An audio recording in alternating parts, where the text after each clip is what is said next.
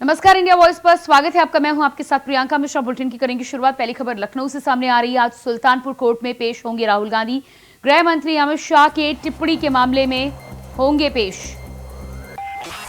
Lucknow airport से by road होंगे सुल्तानपुर के लिए रवाना। 2018 में कर्नाटक में एक जनसभा के दौरान की गई थी टिप्पणी।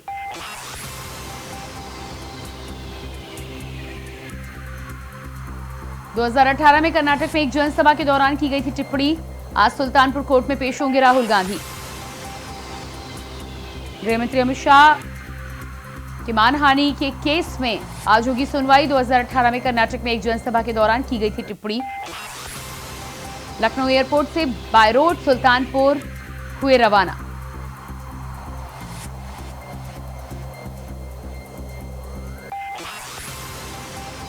नेता प्रतिपक्ष राहुल गांधी को आज सुल्तानपुर एमपी एमएलए कोर्ट ने तलब किया है। सुल्तानपुर कोर्ट में पेश होंगे राहुल गांधी।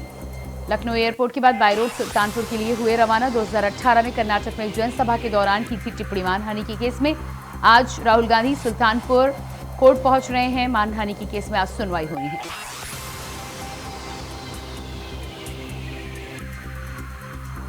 सुल्तानपुर के एमपी एमएलए कोर्ट में आज पहुंचेंगे राहुल गांधी। मानहानि के केस में राहुल गांधी को किया था तलब। राहुल गांधी की आज पेशी।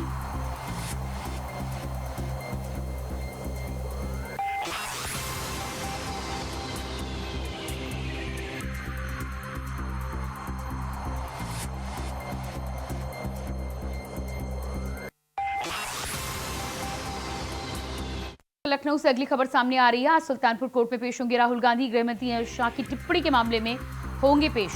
लखनऊ एयरपोर्ट से बाय रोड सुल्तानपुर के लिए हुए रवाना। 2018 में कर्नाटक में जनसभा के दौरान की थी टिप्पणी। तो सुल्तानपुर के एमपी एमएलए कोर्ट में आज राहुल गांधी की पेशी। अमित शाह मानहानि केस में राहुल गांधी आज सुल्तानपुर कोर्ट में पेश होंगे। 2018 में कर्नाटक में जनसभा के दौरान की गई थी टिप्पणी, जिसको लेकर पहले भी सुनवाई हो चुकी है। आज एक बार फिर से सुल्तानपुर कोर्ट में राहुल गांधी को तलब किया गया है।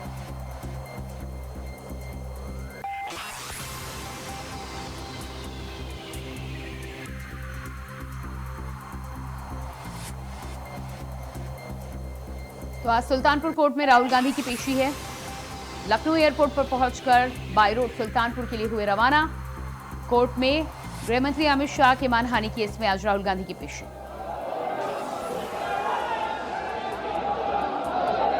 निश्चित तौर से राहुल जी आज आ रहे हैं और पुराना सरकार ने जो आज पूरी तरीके से कर रखा है उसमें वो आ रहे हैं पेशी में और न्यायालय में अपनी स्थिति दर्ज कराई थी। फिर वहाँ से जो है न्याय की प्रक्रिया से पूरा निश्चित तौर से पूरे देश के अंदर 30-31 मुकदमे लगा रखा है इनके ऊपर और पूरी तरीके से प्रताड़ित करने के लिए ये कार्रवाई है और कांग्रेस पार्टी डटकर लड़ रही है और डटकर लड़ेगी।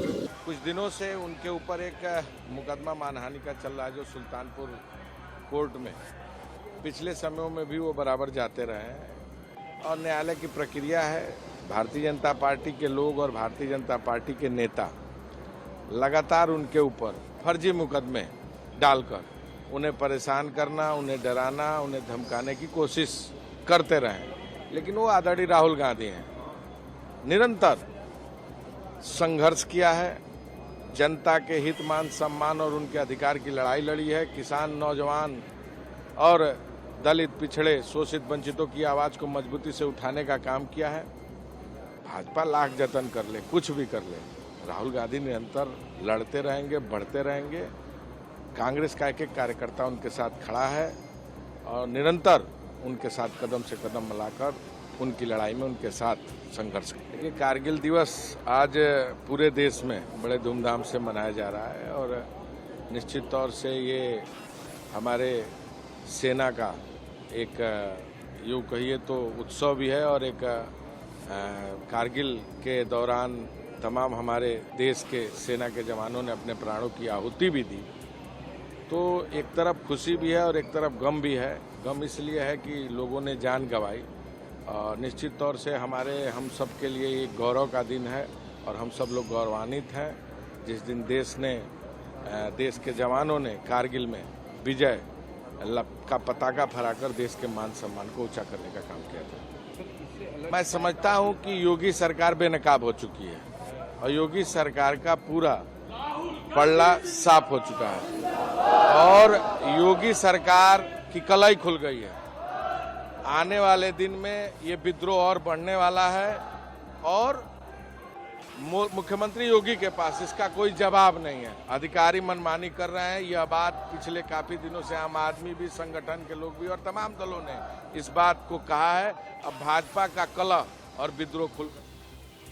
और इसी खबर पर हमारे साथ सुल्तानपुर से संवाददाता शैलेंद्र श्रीवास्तव जुड़ चुके हैं। जी शैलेंद्र, जिस तरह से राहुल गांधी की आज पेशी होनी है, गृहमंत्री अमित शाह के मानहानि की, इसमें आज सुल्तानपुर पहुंचेंगे राहुल गांधी।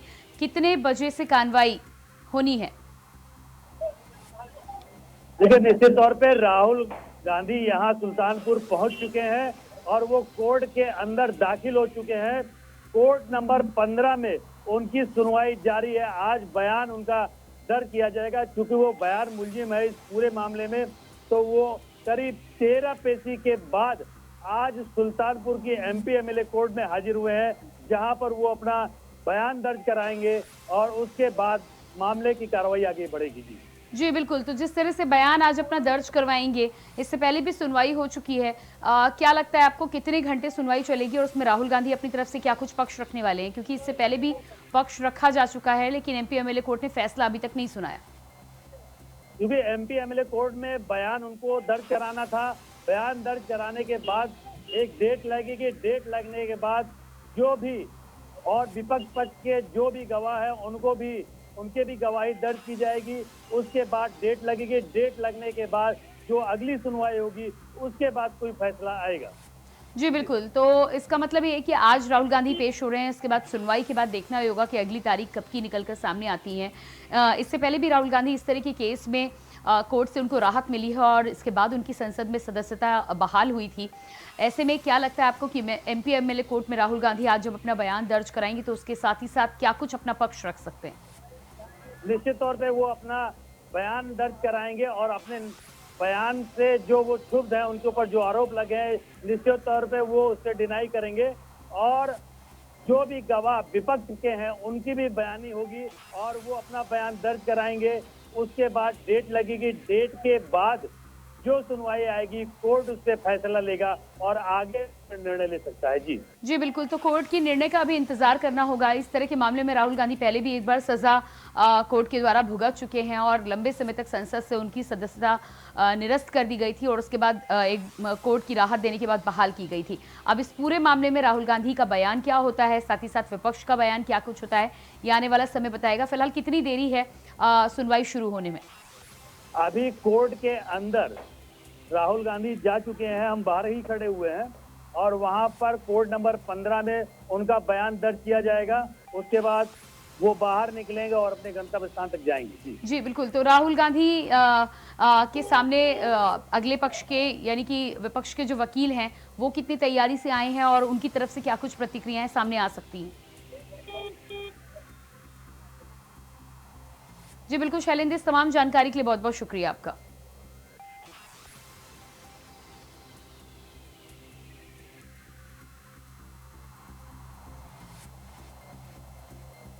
और उसके बाद आइए आपको सीधे लिए चलते हैं। विजय दिवस के मौके पर मुख्यमंत्री योगी आदित्यनाथ पहुंचे हैं, क्या कुछ कह रहे हैं आपको सुनाते हैं। भारत के खिलाफ जो साजिश की गई थी उस साजिश का मुंहतोड़ जवाब भारत की सेना ने देकर के पाकिस्तान को चारों खाने चित्त करके दुनिया के सामने न केवल बेनकाब किया बल्कि आज ही के दिन 1999 में कारगिल विजय की घोषणा करके भारतीय सेना के शौर्य और पराक्रम का लोहा पूरी दुनिया के अंदर एक बार फिर से मनवाया। हम सब जानते हैं कि भारत दुनिया के अंदर एक शांतिपूर्ण देश है, लोकतांत्रिक मूल्यों और आदर्शों पर विश्वास करता है। जब ये देश धन धान्य में बल और बुद्धि में दुनिया के अंदर सर्वश्रेष्ठ स्थान रखता था, तब भी भारत ने कभी किसी भी देश पर जबरन कब्जा नहीं किया। लेकिन जब भी किसी दुश्मन ने भारत की सीमाओं का अतिक्रमण करते हुए भारत पर जबरन करने का प्रयास किया, तो भारत के 72 जवानों ने उसका मुंहतोड़ जवाब देने में कोई कोर कसर भी नहीं छोड़ी।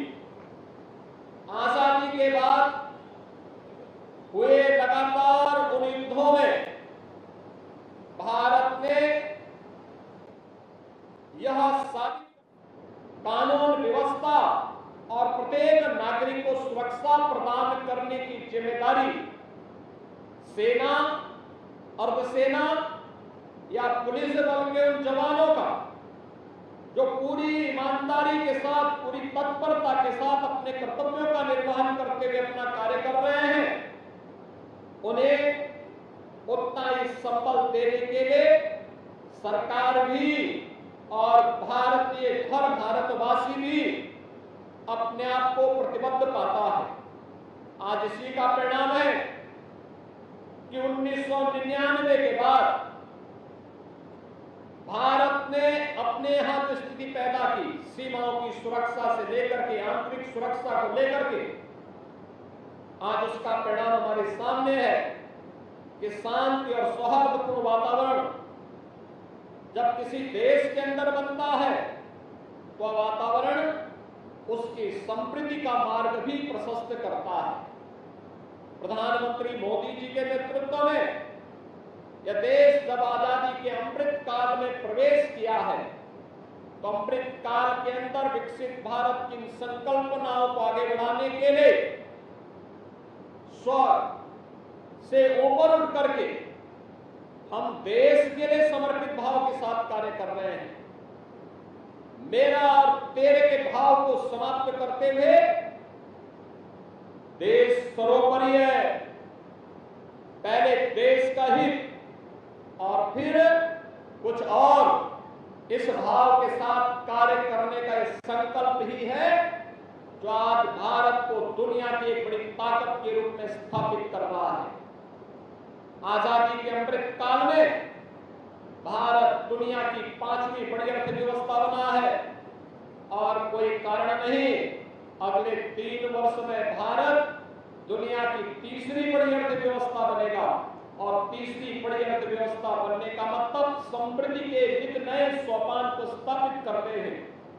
हर एक क्षेत्र में आत्मनिर्भरता का लक्ष्य प्राप्त करने का जो संकल्प है, उस संकल्प को आज चरितार्थ किया जा रहा है।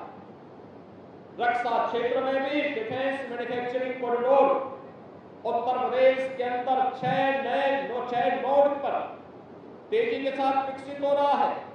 यह भारत की रक्षा क्षेत्र में आत्मनिर्भरता का एक नया उदाहरण प्रस्तुत कर रहा है। आज ये मेरे लिए गौरव की बात है कि नगर विकास और नगर निगम लखनऊ के द्वारा आयोजित आज के इस कारगिल विजय दिवस के अवसर पर मुझे सैनिकों को, पूर्व सैनिकों को, वीर परिवार के सदस्यों को सम्मानित करने का अवसर प्राप्त हुआ है।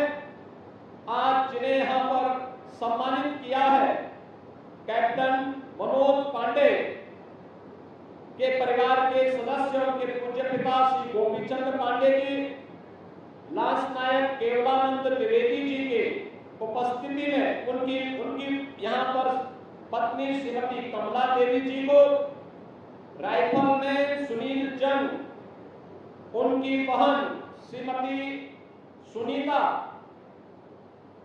उनको आज यहाँ सम्मानित किया गया और मेजर रितेश शर्मा के पूज्य पिता श्री सत्य प्रकाश शर्मा जी को यहाँ पर आज सम्मानित करने का मुझे अवसर प्राप्त हुआ। हम सब जानते हैं कि 2017 में प्रदेश में सरकार बनने के बाद हम लोगों ने राज्य सरकार की ओर से भी उन वीर परिवारों को राज्य सरकार के स्तर पर भी सहयोग करने का निर्णय लिया। यह सच है कि जिन लोगों ने अपना बलिदान मातृभूमि के लिए किया है उसकी कोई तुलना नहीं हो सकती। देश के लिए, मातृभूमि के लिए स्वयं का बलिदान सर्वोच्च त्याग है। लेकिन अगर हम भी उन परिवारों का संबल बनकर के खड़ा हो सके तो यह आने वाली पीढ़ी के लिए एक नई प्रेरणा खड़ी हो सकती है।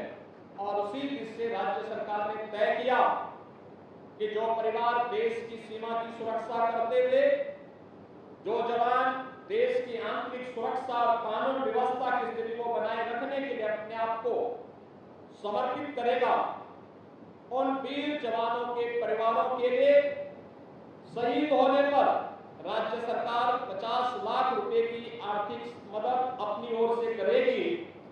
परिवार के एक सदस्य को उत्तर प्रदेश शासन की शासकीय सेवा में उन्हें सेवा का अवसर देगी और जिस गांव कस्बे में उनका घर है वहां पर उनकी स्मृति को जीवंत बनाए रखने के लिए कोई स्मृतिका या किसी इंस्टीट्यूशन का नाम या किसी मार्ग का नामकरण करने का कार्य करेगी।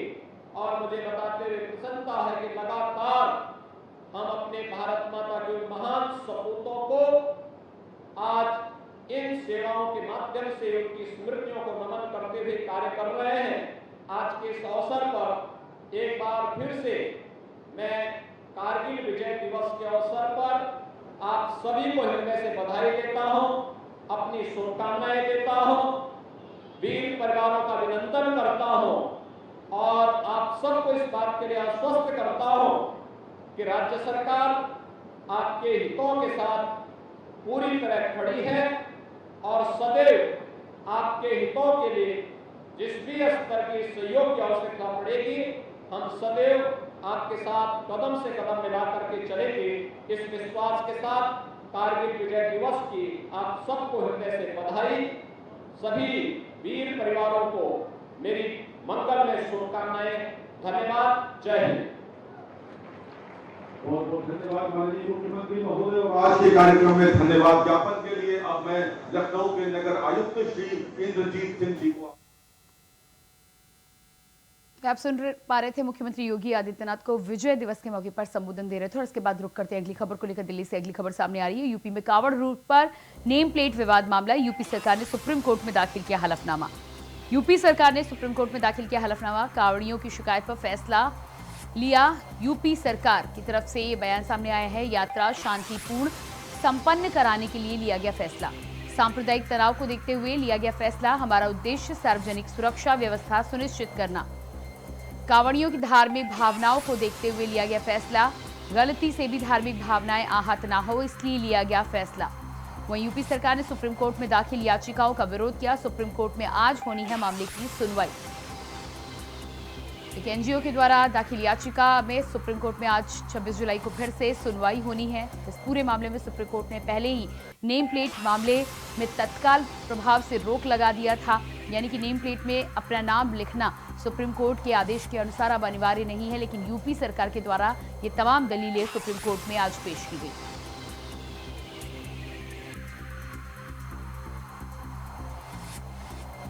यूपी सरकार का कहना है कि कांवड़ियों की धार्मिक भावनाओं को देखते हुए लिया गया फैसला। गलती से भी धार्मिक भावनाएं आहत ना हो इसलिए उत्तर प्रदेश सरकार ने लिया था फैसला। उत्तर प्रदेश सरकार ने यूपी सरकार ने अपना पक्ष रखते हुए सुप्रीम कोर्ट में ये तमाम दलीलें दाखिल की हैं। अब देखना ये होगा कि दोनों तरफ की दलीलें सुनने के बाद, दोनों पक्ष के वक्तव्य को सुनने के बाद सुप्रीम कोर्ट की तरफ से इस पूरे मामले में क्या कुछ फैसला आता है। आज दूसरी सुनवाई इस पूरे केस में सुप्रीम कोर्ट के द्वारा नेम प्लेट विवाद में पहले ही तत्काल प्रभाव से यूपी सरकार के आदेश पर रोक लगा दी गई थी।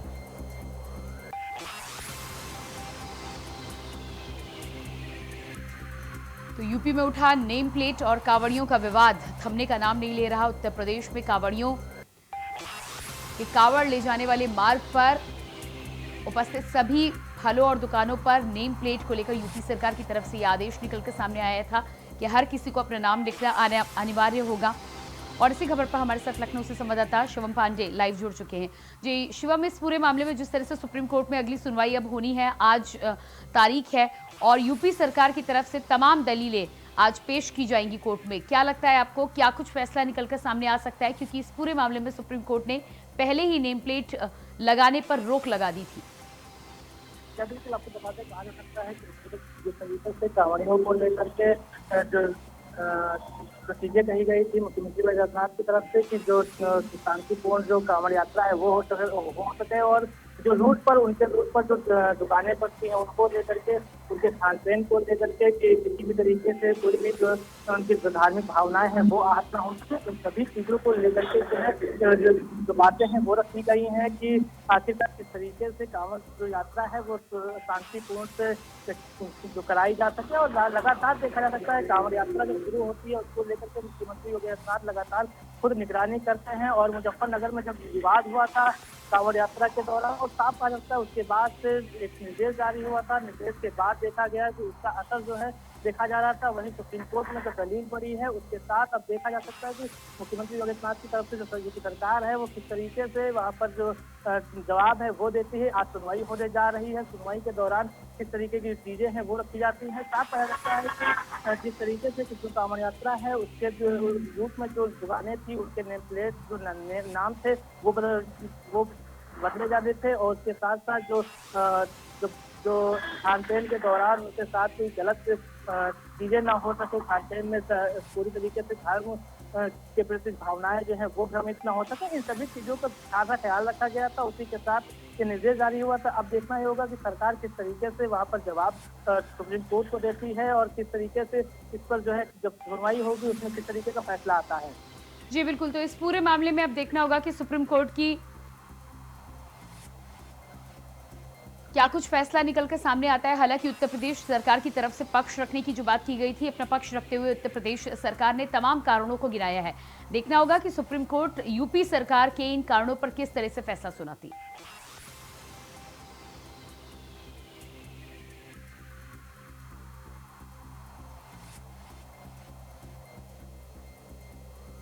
तो यूपी में कांवड़ रूट पर नेम प्लेट विवाद के मामले में सुप्रीम कोर्ट में आज एक बार फिर से होनी है सुनवाई। 26 जुलाई की तारीख सुप्रीम कोर्ट के द्वारा तय की गई थी। ऐसे में उत्तर प्रदेश सरकार को अपना पक्ष रखने को और साथ ही साथ नोटिस देकर जवाब मांगा गया था। यूपी और उत्तराखंड सरकार दोनों को ही नोटिस दिया गया था। ऐसे में उत्तर प्रदेश सरकार ने अपना पक्ष दलीलों के माध्यम से रखने की बात कही है।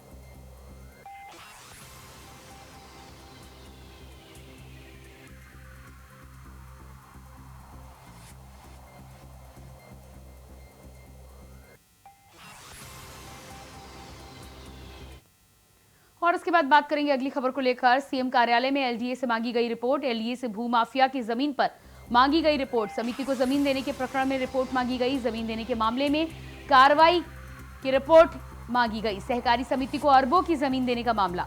सहकारी समिति को अरबों की जमीन देने का मामला। सीएम कार्यालय ने मामले में उपाध्यक्ष को भेजा पत्र।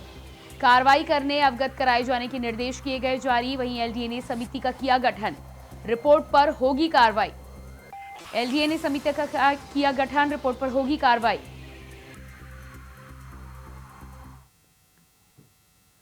और इसी के साथ फिलहाल इस बुलेटिन में इतना ही। खबरों का सिलसिला जारी रहेगा। नमस्कार।